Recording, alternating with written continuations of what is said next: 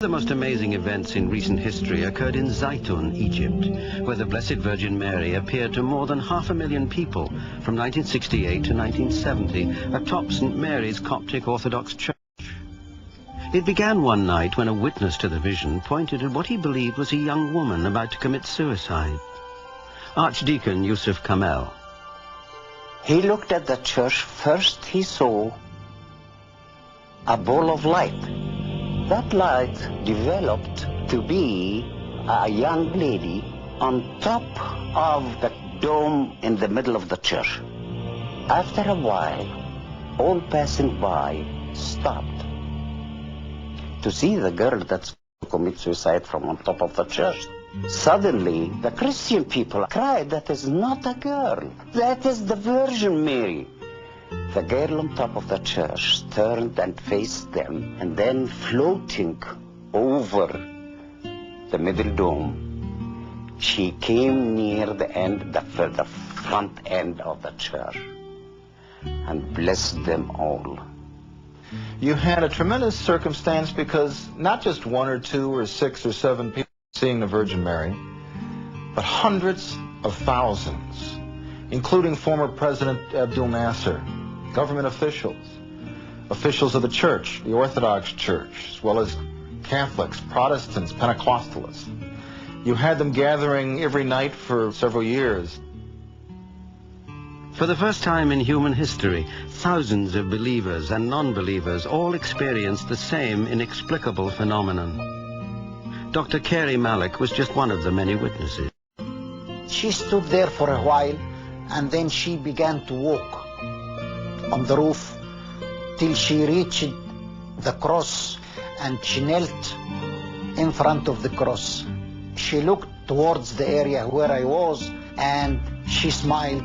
That view was the most majestic and beautiful and heavenly view I have ever laid my eyes on. I don't believe I saw her, or why she showed herself for me. Why Saint Mary show herself for someone like me? A sheet of light just out of nowhere appeared on the top of the church. And my sister-in-law says, "Look, she's standing there." She came down, she stood on the ground beside the church. And then she moved into the church, and then she vanished. Many hundreds and then thousands and tens of thousands and hundreds of thousands of people congregated there and for themselves saw phenomena and strange smoke and what looked like nearly luminous birds or doves. And this went on for several years to the point where, by some estimates, 1 million people saw the Virgin Mary in Zaytun or some type of supernatural phenomenon. The question is, why Zaytun? Why Egypt in the mid-1960s when the Middle East was a powder keg? War was in the air, a massacre had been plotted. The homes of Christians were marked for blood. Peace, it seems, would take a miracle. They marked every house of the Christians with a red cross, and then appeared the Virgin Mary. And instead of taking revenge of them, she cured them, healed them, gave them sight. The paralyzed began to walk. I heard a man shouting, "I see, I see." I was told the man was a blind Muslim, and the Holy Mother gave him back his eyesight. I can see. His eyes were opened and saw the figure of the Virgin in front of him on top of the church. The man was hysterical. He cried out. The miracle happened. The miracle happened. The miracle happened. I can see. And began stretching his hands, touched everyone around him. One girl named Teresa Galila had polio when she was about 6 months old.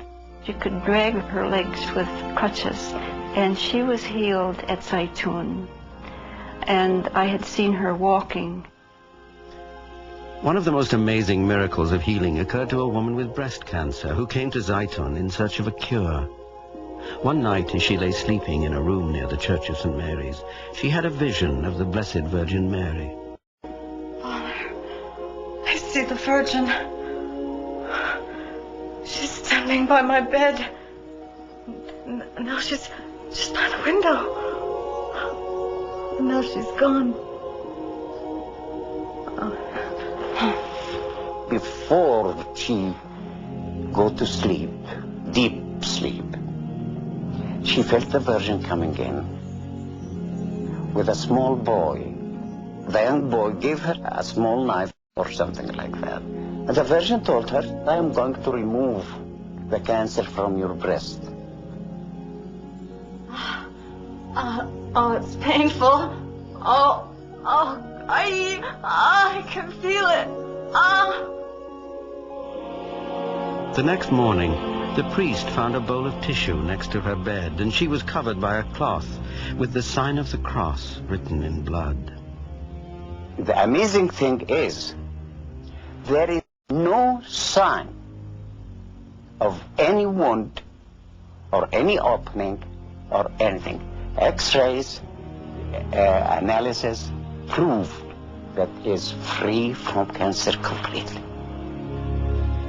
The unexplainable, miraculous events of Zaytun, Egypt, are best understood by analyzing the testimony of the living witnesses. A study conducted by physicist Dr. John Jackson. All the witnesses to the Zaytun event virtually agreed amongst themselves as to what they saw. And so I think it's possible to construct what I would call a standard apparition of what had occurred. The apparition was self-luminous. Most of the people would say they could see some features. Virtually everybody said the apparition would move in a natural manner and look very realistic. Some people would say the apparition was bigger than life in terms of its size. What's interesting about it is that you had so many people who come from so many different parts of the world, really, coming together to agree that this is what generally people saw. And more compelling evidence was found through analysis of the photos, which Dr. Jackson verified as authentic. The question is, are those real photographs? What you look for in a scientific evaluation of these photographs are internal consistencies or inconsistencies.